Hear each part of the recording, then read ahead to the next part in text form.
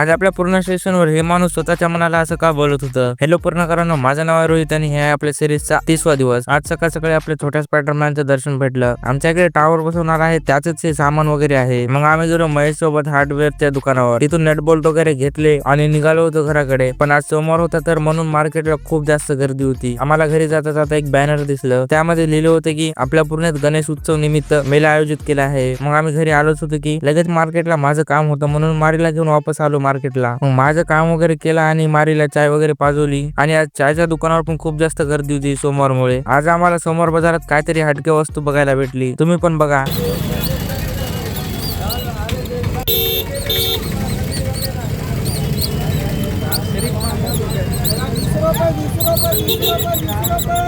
मग आम्ही पोहोचलो रेल्वे स्टेशनवर. पण रेल्वे स्टेशनवर हे माणूस असं स्वतःला का बोलत होतं ते समजत नव्हतं. जाऊ द्या म्हणलं, आपल्याला काय करायचं. या ब्लॉग मध्ये बस एवढंच. मी भेटतो पुढच्या ब्लॉग मध्ये.